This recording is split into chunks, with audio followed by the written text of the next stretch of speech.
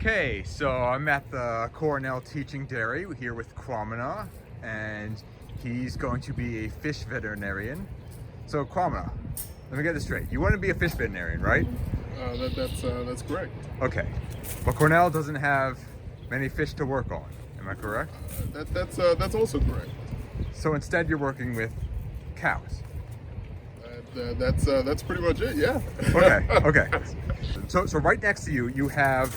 Is this a fish or a cow? This right here. This is Yes. a cow. This is Okay, this is that's a a little cow. calf. That's a calf. That's a calf right there.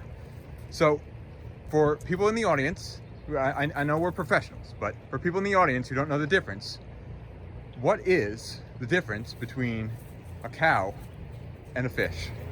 Well, fish don't have necks. They don't have necks. Okay. So that's the only difference. That's the main difference. That's the main difference. Okay. I think that's the big defining feature. Okay. In a fish, what are the main diseases you would look for?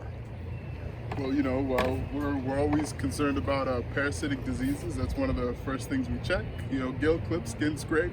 Before we move on. Okay, to the gill rest clip. So demonstrate on your fish. We have your fish here. Where would you do the gill clip?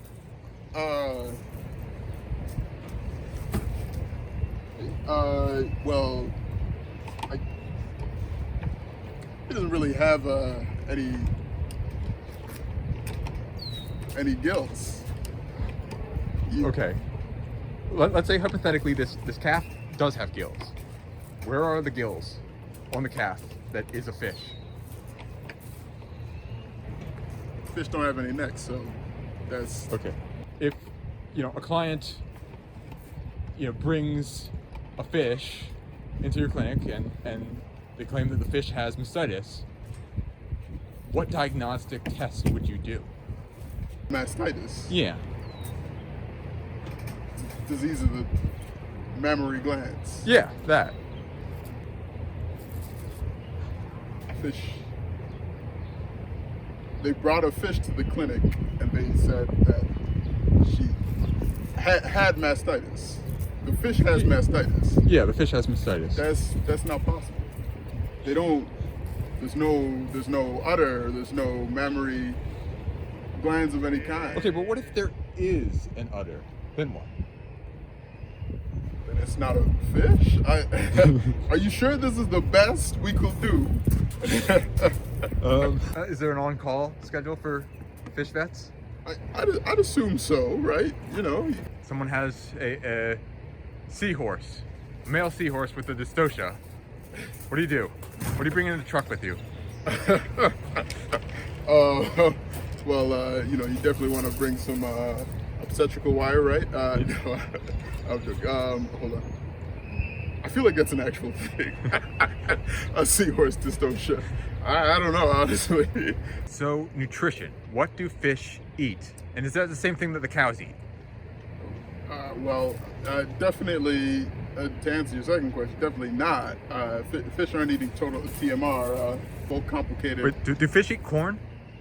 Well, funny enough, actually, some people I know did some research looking at fish feed and using corn and fortifying. So they do eat corn. So fish are just kind of like cows. Well, it's not exactly the same. But pretty, but ignore the technicalities here.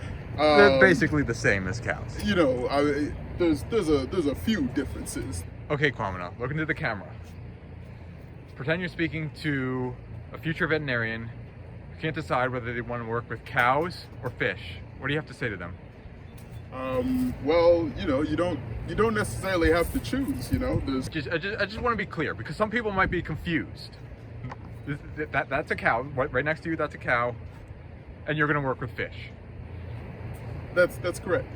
Okay.